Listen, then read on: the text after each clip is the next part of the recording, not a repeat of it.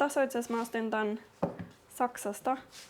Belinda Barlow opetti vielä, kun mä olin Sladeissa, niin hänen luennot ja haastattelut ja muut kirjoitukset. Täällä on Finnairin servetti kirjamerkkinä, mutta tää on tosi jotenkin tärkeä teos. En ole lukenut vielä kokonaan. Me leikataan, niin tässä on mun muistiinpanoja. Silleen liian hidas alku ja sitten versio 4a vie heti mukaansa. Mä vaan teen nopeita muistiinpanoja, kun mä katon asioita tai mietin asioita ja sitten niitä löytyy joka puolelta. Tää on esimerkiksi samaa teosta, mutta on silleen, että pitäisikö sinne tehdä maalauksia tai veistoksia. Niin sit mä oon miettinyt sitä.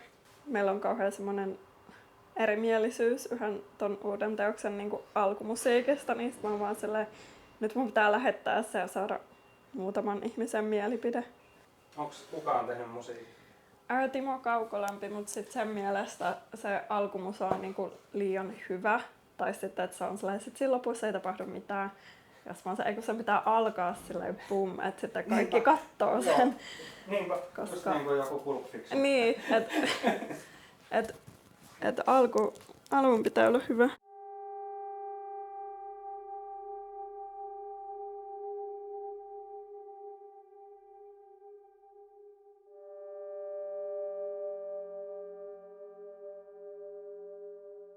A is for affect, apocalypse, anxiety, Arctic, alchemy, air, antibiotics, and aleph.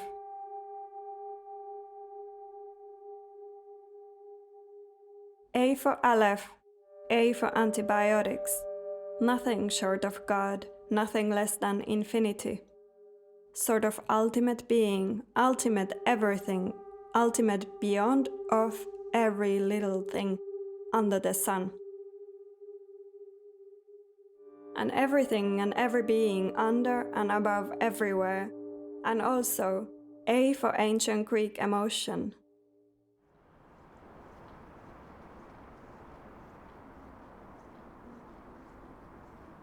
No kyllä mä oon niin kauan halunnut kuvataiteilijaksi, kun mä muistan, mutta sitten ehkä lapsena ja teininä oli sellainen käsitys, että se on semmoista kuvataiteilijan samaa kuin että tehdään maalauksia. Ja sitten en mä hahmottanut tai tajunnut, että mikä se olisi ammattimielessä. Mutta sitten mä kävin Helsingin kuvataidelukion ja sitten sen jälkeen mä jotenkin laajensin, että mitä kuvataide voi olla. Eli mä teen tällaista silmämunaveistosta tai silmämunakakkua. Ja tää on vähän vaiheessa, että mä maalaan pupilleja ja sitten tollasia verisuonia. Sitten se kakku tulee tonne näyttelytilaan, missä on myös muita veistoksia. Pitäisi olla jo valmista, mutta eikö se aina mene näin? Mä käytän tällaisia, mä oon todella innoissani näistä, mutta siis nämä on sellaisia vesiliukoisia akryylimaaleja, joita ei valitettavasti saa Suomesta, mutta sitten mä aina kannan niitä vaikka mistä.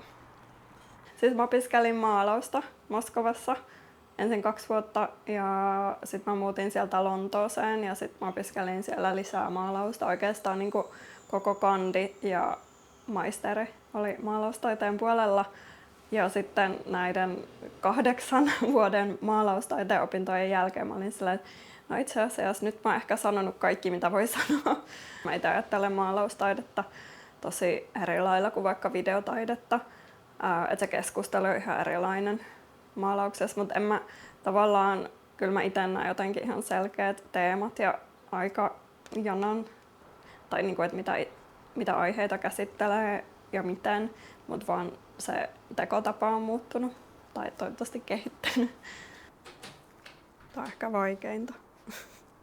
Nämä kaikki liittyy noihin videoteoksiin, että niiden videoteosten teksteissä ja kuvastossa toistuu nämä veistosten elementit. Mä oon viimeistellyt näitä just täällä ja miettinyt, että miten päin ne tulee tuohon veistosalustalle. Eli näistä pitäisi saada mahdollisimman semmoinen verimäinen maali.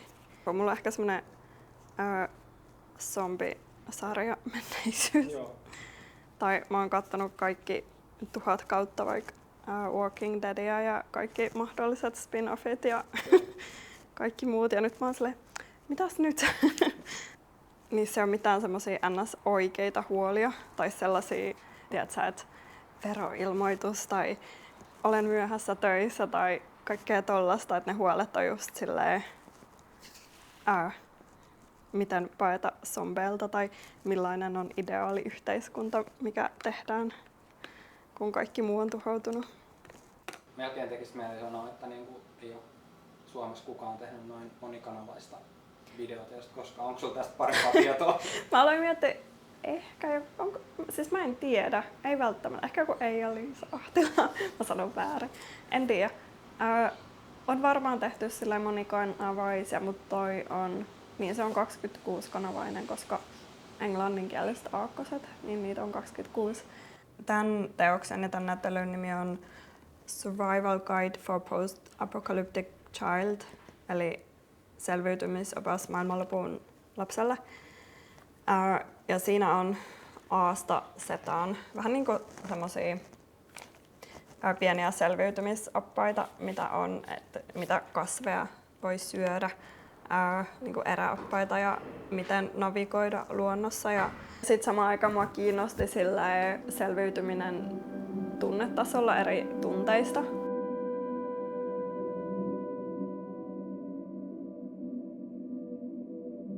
I sat down next to you in a hospital bed. You are drowsy, dazed, horny next to me. I sit next to your fever. How high? I ask. Over 40, you say. And how many hours? I ask. Maybe just a few, you say without looking at me. I sit next to you till you change slowly slow. Miten sä otit vastaan pandemiaa? Ehkä just mietitytti aika paljon vaikka se, että jos koko maapallo pystyy näin nopeasti muuttumaan pandemian takia, niin miksei sitten vaikka ilmastonmuutokselle voida tehdä samoja toimia yhtä tiiviissä aikataulussa, joka on kuitenkin isompi uhka. Näyttely alkaa tästä. Tähän tulee itse asiassa, tänne tulee Timo Kaukolammen semmonen tilaääni, mikä on päällä koko näyttelyajan. Tää eka teos on tämmönen käsimobiili, missä on tämmösiä massiivisia käsiä, jotka ideaalisti heiluu vähän, mutta ei liikaa. Tähän tulee vaan tää näyttelyteksti tai info. Tässä on A, ensimmäinen aakkonen. Nämä on niinku Aasta Zetaan. Mä halusin kauheasti tällaisia metallitankoja, vähän semmonen semmoinen kolkkotunnelma, mutta samaan aikaan vähän semmoinen, tiedätkö, Ikea, että sun pitää kävellä jonkun jutun läpi. Sitten nämä menee vähän silleen, että tossa on B, tuolla on C, tässä on ensimmäinen veistos, joka on suolisto. Tuntuu, että on viime aikoina lukenut vaikka paljon tutkimuksia ja mielipiteitä, kuinka paljon niin kuin suoliston terveys vaikuttaa vaikka aivoihin tai ajatteluun. Tässä on se silmämunakakku, mitä tuolla alhaalla tehtiin. Eli niitä tulee tavallaan 3 tasoon, ja sitten tuossa on tämmöinen megasilmämuna. Näissä monissa videoissa toistuu kädet ja sitten ne näkyy osittain samaan aikaan kun tossakin on käsiä. Mä en tiedä mikä mun käsipakkomiele on, mutta niitä näkyy monissa. Haluatko me tehtiin tämmönen julkaisu myöskin. Haluatko tällaisen itsellesi? Todellakin. Siinä on ohjeita zombiapokalypsestä, sydänsuruun ja kaikkeen mahdollisen siltä väliltä. Katsotaan vaikka Aata. Eli tässä on hakemista, missä sä voit hakea vaikka zombit, touch, trauma, apokalypse, anxiety. Nämä osa teksteistä on aika surullisia tai väkivaltaisia. Tässä esim. Joku kuolee käytännössä. Me päädyttiin, että me tehdään tämmönen tasku ja idea oli se, että tähän saa tavallaan painettu minkä vaan niin kielen, että jos haluaa tämän vaikka, en mä tiedä, espanjan kontekstiin, niin sitten voi painaa nämä kaikki espanjaksi ja täällä kääntöpuolella on Suomen kartta. Ja sitten tässä on kaikkea mahdollisia lokaatioita. Vaikka tässä on Savilampi, autiotupa, kansallispuisto ja mietittiin vähän sellaisia selviytymistä just käytännön tasolla niin kuin lähde, mutta myöskin, että mitä haluaa säilyttää meidän kulttuurista, vaikka niin sen takia tässä on myös museoita. Täällä on myös yksi teos, joka oli siellä Louisianassa, se 6 Months Without, niin osa siitä. Minkä 6 teos? Months Without on semmoinen, missä mä elin puoli vuotta ilman nettiä kokonaan. Ja sitten Lontoossa ja sitten me kuvattiin mun elämää netitta ja sitten mä sain, ihmiset lähetti mulle kaikkia, niin täällä on ne kirjeet, mitä mä sain sen puolen vuoden aikana. Täältä tulee jonkun arkistoijan painajainen. No täällä on Tampereen taidemuseolta Taina Myllyharjulta on tullut jotain, koska niin, mulla oli tulossa se vuoden nuori taiteilijanäyttely ja mä olin silleen, by the way, mä oon muuten puoli vuotta ilman nettiä, ja oli silleen, okei. Okay. Niin sitten kaikki kommunikointi oli tälleen.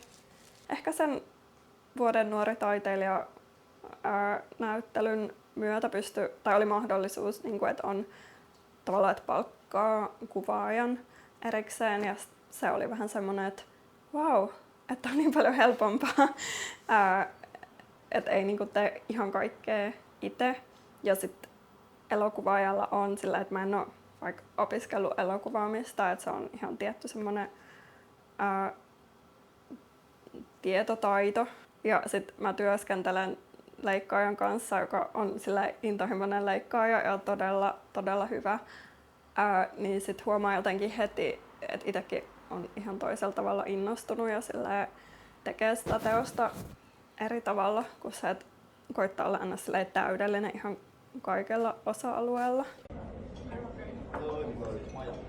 Mut kutsuttiin sellaisen näyttelyyn, jonka nimi on Enter Woodland Spirits. Ja se lähtökohta oli vähän niin kuin Viron tai Baltian maiden mytologia, mutta niin kuin nykytaiteen kontekstissa. Ja sitten mä olin jo pitkään halunnut tehdä teoksen suolla tai suosta, ja sitten mä aloin lukea Viron mytologiasta, ja siellä on semmoinen suon henki nimeltä Soovana, joka on semmoinen melankolinen, surullinen hahmo, jota ei saa suututtaa. Ja sitten tuossa uudessa videossa se Soovana on semmoinen nuorehko naishenkilö, joka matkaa Tallinnan laivalla Helsingistä Tallinnaan ja sitten suolle.